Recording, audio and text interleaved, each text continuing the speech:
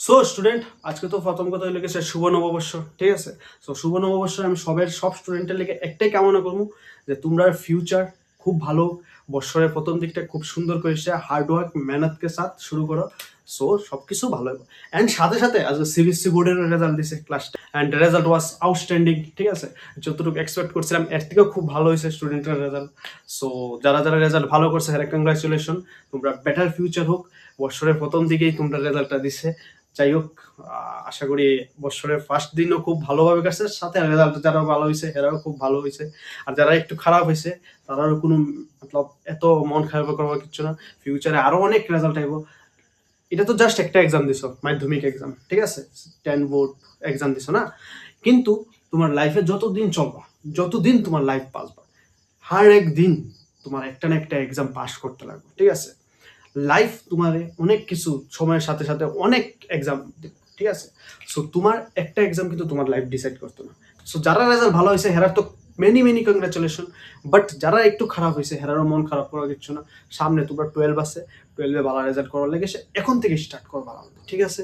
আশা করি সবাই ভালো মতো স্টার্ট করবা, সবাই ভালো মতো পড়বা, অ্যান্ড সবাই সবার ফিউচার নিয়ে এসে ভাববা, অ্যান্ড ফিউচারে তোমরা তোমরা রেজাল্ট করবা আশা করি, ঠিক আছে? অ্যান্ড আরেকটা ইনফরমেশন, আমি ক্লাস 11-এ বেচ শুরু করতেছি, আর কয়েকটা দিনের মধ্যে আমি অফলাইন বেচ শুরু করে দেবো। সো যারা যারা ইন্টারেস্টেড তারা কন্ট্যাক্ট করতে পারো আমার সাথে। আমরা প্ল্যাটফর্ম থেকে তুমি তোমার 12 বোর্ডের লেগে তৈরি নিতে পারো, ঠিক আছে?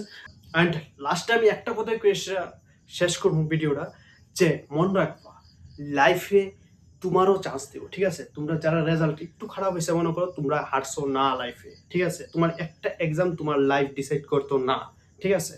তোমরা আমি একটা কথাই কমু, কয়েকদিন আগে সানরাইজার হায়দ্রাবাদের ম্যাচ গেছে, দেখছো? এখানে দুইটা প্লেয়ার আসলো, একটা লাগে সাকিব হোসেন, একটা সামথিং ঠিক মনে করতেছে না আমরা, দুইজন প্লেয়ার।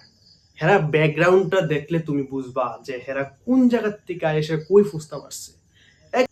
একদম বিহারে একটা ছোট একটা জেলার থেকে এসেরা আজগা আইপিএল এর মতো প্ল্যাটফর্মে চান্স পাইছে। অ্যান্ড তারা যখন চান্স দিচ্ছে, প্রথম স্বাভাবিক প্রথম তো মনে হয় কে কে আরে তোমার চান্স পাইছিল গতবার, কিন্তু খেলার চান্স পাইছে না।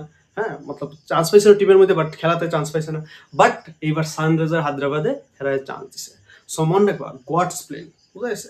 গড তোমার লাগে একটা না একটা কিছু প্ল্যান করে রাখছে। তুমি যা প্ল্যান করছো দ্যাটস ওকে, সবাই সবার লাইফে একটা প্ল্যান রাখে, but god plans is unpredictable. তারা যদি ওই জায়গার থেকে এই জায়গাতে আইপিএল এর মতো বড় প্ল্যাটফর্মে আয়েশিয়া এত সুন্দর পারফরমেন্স দেখা, একজনের 3টা উইকেট নিয়েছে, আরেকজনের 4টা উইকেট নিয়েছে, তুমি কেন পারতো না? তোমার এই একটা এক্সামে কিন্তু তোমার লাইফ ডিসাইড করতো না, ঠিক আছে? সো তোমার এই একটা এক্সামে যখন লাইফ ডিসাইড করতেছে না, তুমিও তোমার নেক্সট যে এক্সামটা আইব এটার লেগে ভালো মতো প্রিপেয়ার হো। কোন জানা তোমারও ভাগ্যে কি লেখা আছে, বুঝা যাচ্ছে? তো তুমি যদি মনে করো যে আমার একটা এক্সাম একটু খারাপ হয়েছে মানে আমার লাইফটাই শেষ, না, ইটস নট ট্রু, ঠিক আছে? গড তোমার লেগে কি প্ল্যান করে রাখছে তুমি জানো না, হয়তো কিছুদের পরে দিব, ঠিক আছে?